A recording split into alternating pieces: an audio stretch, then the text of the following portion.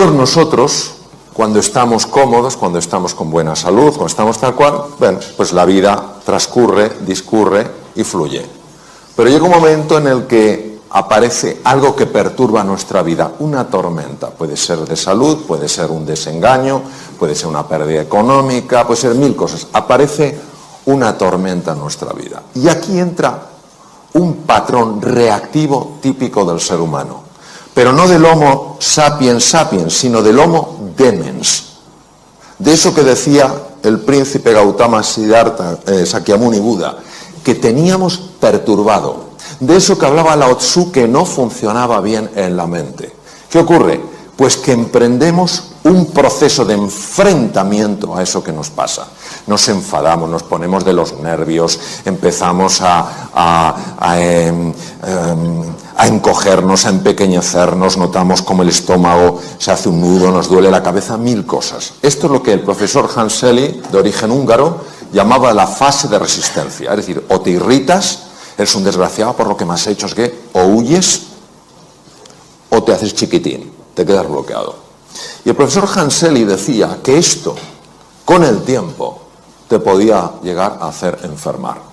Para que os hagáis una idea de la intuición y finura científica del profesor Selye, hoy la Universidad de Harvard, que es la pionera en el mundo en estos estudios, pionera y la que más experiencia tiene en el mundo, ha demostrado que entre el 60 y el 90%, fijaros la cifra, 60-90% de las consultas a médicos generales en el mundo occidentalizado tienen que ver con estar viviendo aquí. Curioso que en 6 años de carrera, la carrera la hice en España, aunque luego la convalidación la hice en Estados Unidos, los 6 años de carrera nadie me dijo que la tensión emocional podía generar enfermedad. 60-90%. Y en base a este tema, otro de los grandes científicos empezó a estudiar qué ocurría en el cerebro. Entonces, 3 estructuras, olvidaros del cerebelo, que es el que está atrás, 3 estructuras que son muy importantes. La primera es la corteza prefrontal. La corteza prefrontal es la que nos permite ser eficientes en la vida. Cuando tú eres fino tomando decisiones, cuando estás entendiendo las cosas con profundidad, cuando aprendes cosas nuevas, casi, no con todo el esfuerzo que normalmente algo nuevo lleva, sino que notas que vas fluyendo, es que la corteza prefrontal funciona excepcionalmente bien. Pero la corteza prefrontal está afectada fundamentalmente por esta estructura llamada amígdala, que nada tiene que ver con estas, que es un núcleo, bueno, es un grupo de núcleos en el lóbulo temporal, está a la altura de las orejas, de tal manera que cuando la amígdala se activa, que es nuestro detector de peligro, acordaros, estoy plácidamente, pum pum, aparece la tormenta, cuando yo la tormenta la vivo como una amenaza y me resisto a ella, luchando, yéndome para atrás o haciéndome pequeñito, cuando la amígdala se activa de esa manera, bloquea la corteza prefrontal de tal manera que ni me entero de lo que tengo que hacer, ni puedo encontrar nuevos caminos para hacer frente al desafío, ni puedo aprender cosas nuevas.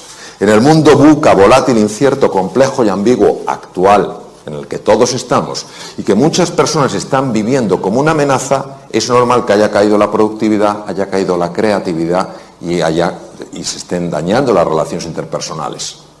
¿Qué se hace desde la medicina? Ansiolíticos y antidepresivos para neutralizar la amígdala. No digo que en algunos casos no estén indicados, pero ¿y si hubiera un sistema más natural para neutralizar la amígdala? Y luego otra estructura aquí que tiene forma de cabito de mar, que se llama hipocampo, y el hipocampo es uno de los grandes reguladores de la amígdala. Si el hipocampo baja de tamaño, la amígdala es más activa, es decir, nuestro detector de peligro salta antes. Por ejemplo, ¿qué tal estás? ¿Por qué? ¿Entendéis? Ha saltado demasiado.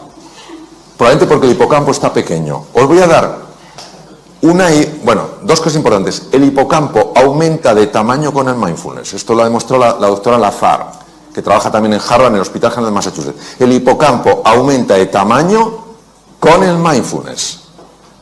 Y también con el ejercicio físico. Las personas que hacen ejercicio físico normalmente toleran mucho mejor ciertos embates de la vida, notan que están más tranquilos. ¿Por qué? Porque su amígdala está más controlada por el hipocampo. Cuando una persona está súper tensa, súper estresada y no encuentra sus espacios de calma, esos espacios de silencio, baja el tamaño físico del hipocampo porque mueren neuronas y la amígdala se enloquece, entonces se vuelve una persona más reactiva. La belleza del mindfulness actuando sobre el hipocampo, como ha demostrado la doctora Lazar en el Mass General, es que al engrosar el tamaño, al haber más neuronas, porque aquí sí se forman más neuronas, al haber más conexiones, es más difícil que las tormentas de la vida, que a todos nos sacuden en un momento u otro de mayor o menor intensidad, te desequilibren, te enajenen, te saquen del eje. ¿Qué es lo que pasa? ¿Qué es lo que descubrieron sobre todo Buda y Lao Tzu? Descubrieron que la mente está enferma. Y como la mente está enferma, se impone al mundo real. El mundo real es uno, pero yo construyo un mundo mental que se superpone al mundo real y lo bloquea. Os pondré un ejemplo, porque si no esto es un poco raro. Hace 500 años el mundo ¿cómo era? ¿Plano o redondo? Alguien que es muy así dice, yo igual. Igual. Vamos, ¿quién piensa en todas las salas que hay? Que levante la mano quien piense que hace 500 años el mundo era plano. Muy bien. Que levante la mano quien piensa que el mundo era redondo. Muy bien. Vamos a ver. Es que todos tenéis razón. El mundo era redondo, siempre lo ha sido. Desde hace 10.000 millones de años, la Tierra es redonda. No tiene forma de huevo. No es un plato, es redonda. Pero vivíamos como si fuera redonda. No, vivíamos como si fuera plana. El mundo real era redondo, el mundo mental era plano. ¿Cuál se impone? El mundo mental. Nadie, salvo Colón, se atrevió a cruzar aquello que era el límite. Y entonces, el que descubrió que el límite era el comienzo. Eso es exactamente lo que nos pasa. Entonces, en lugar de pensarlo en la tierra plana, imaginaros cuando tú te miras en el espejo y no te gustas. Y dices, es que estás viendo tierra plana. Lo siento, tú eres mucho más que lo que ves. O cuando ves damas a tu marido, y dices, vaya tripa. Estás viendo tierra plana. Tu marido es mucho más que eso. O cuando ves a tu mujer y dices, que llevo ya tanto tiempo con ella, está viendo tierra plana. Hay algo mucho más profundo. O cuando miras al mundo, es que todo es lo mismo, tierra plana, hay un mundo redondo. La ventaja del mindfulness es que te ayuda a ver lo que no estás viendo. Por eso la definición de sati es estar en el presente para ver las cosas como de verdad son. ¿Cómo son de verdad? Redondas, no planas. Bien. Este es otro de mis maestros, Judson Brewer, que además toca maravillosamente el violín, y ha descubierto una cosa fascinante. Ha descubierto que tenemos un sistema que nos tiene atontados a todos.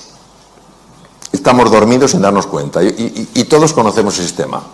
El sistema se llama DFN, Default Mode Network, y es el que hace que tú puedas conducir sin saber que estás conduciendo. Esto lo conocemos todos, ¿no? Pero dices, ¿será posible? O sea, estoy pensando en 1000 cosas y sin embargo, como que el coche va solo, ¿sí? Pues que sepamos que esto aumenta significativamente la posibilidad de tener un accidente. Significativamente. ¿Por qué? Porque ¿dónde no estás?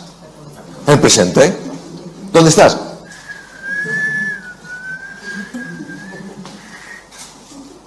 Judson Brewer es psiquiatra y es neurocientífico.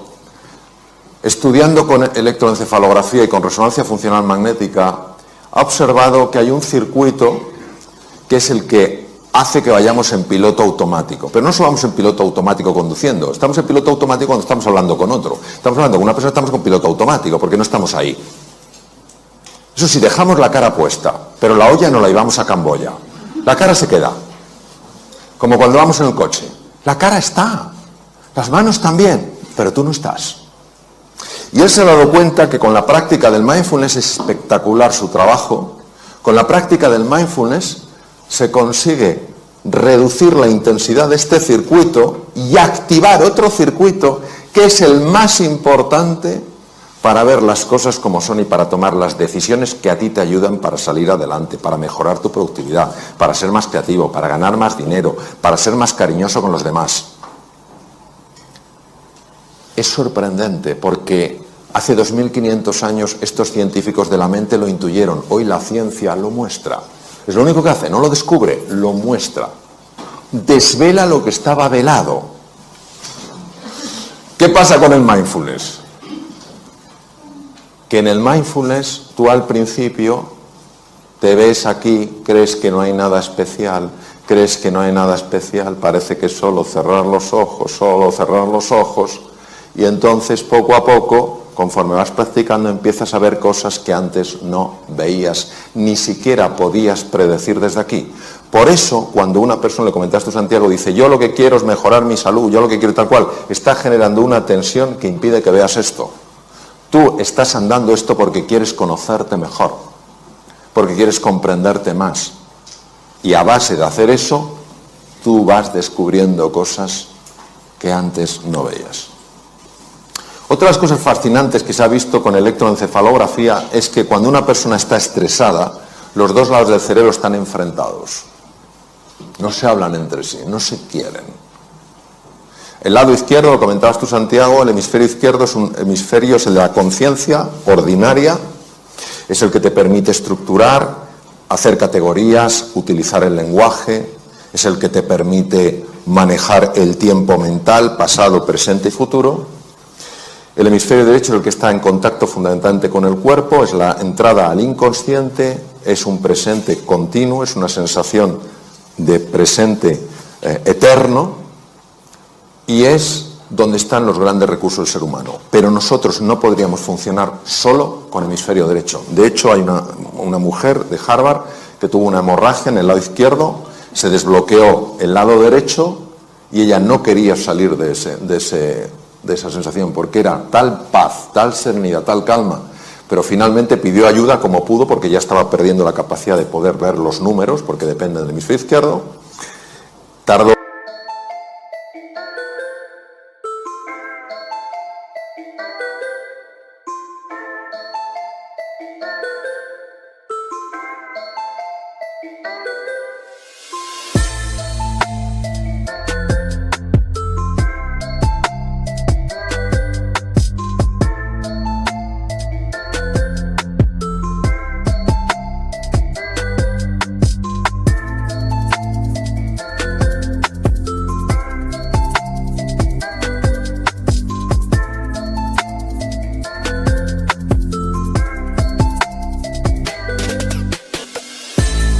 años en recuperarse de aquella, fue una rotura, una malformación arteriovenosa del hemisferio izquierdo. Escribió un libro conmovedor sobre su experiencia increíble habiendo vivido algo sorprendente.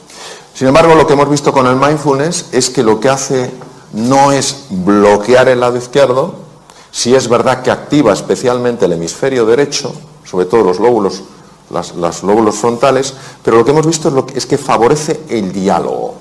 Favorece el diálogo. Cuando una persona está muy tensa, fundamentalmente son ondas muy rápidas, son ondas beta, sobre todo el alto beta, que son ondas de más de 30 hercios, es cuando una persona está, pues eso, en situación de alarma, tal cual.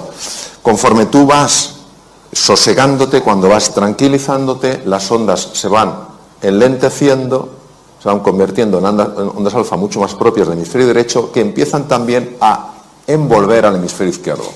Se consigue pasar a un patrón, ondas teta, donde la creatividad se dispara, los fenómenos de sanación del cuerpo son mucho más intensos, tanto a nivel físico como mental.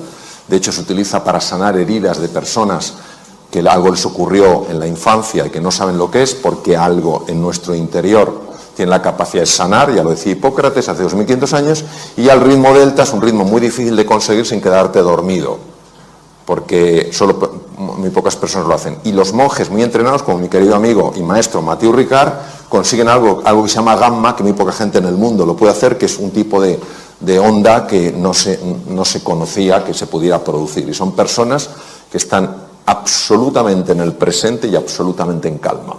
Y son personas que transmiten algo brutal. Bien, no voy a contar el concepto ontológico que hablabas. Ontología es la ciencia del ser, que es una parte de la metafísica. La metafísica se divide en ontología y teodicea. Entonces, sí voy a hablar de qué hacen los pensamientos. Los pensamientos son como olas en el mar. Llega un momento en que pueden ser tremendamente perturbadores. ¿Qué es lo que hace el mindfulness? El mindfulness lo que hace es, te convierte en un submarinista. Es decir, si tú estás aquí, te están los pensamientos y van como una ola. Cuando nos hemos bañado en aguas un poquito agitadas, sabéis que es que no tienes nada que hacer. La ola te iba para ahí, te iba para allá, etc. Pues igual los pensamientos. Empiezas a angustiarte por el futuro, empiezas a lamentarte por el pasado y te van para acá, para allá. Entonces, lo que hace el mindfulness es, no luches con los pensamientos. Pero fijaros, por eso cuando dicen, no, es que el mindfulness lo que hace es que la mente no produce pensamientos. ¡Qué tontería! La mente dualista sigue produciendo olas y tú no te enfrentas a la ola. No, yo no tendría que tener este pensamiento, yo tendría que... No, tú lo que haces es, te metes bajo el agua. ¿Qué hacemos cuando estamos en la playa, cuando estamos nadando y viene una cojola? ¿Hay alguien que diga, ¿a qué no puedes conmigo? No, ese grado de estupidez no existe. ¿Qué hacemos todos?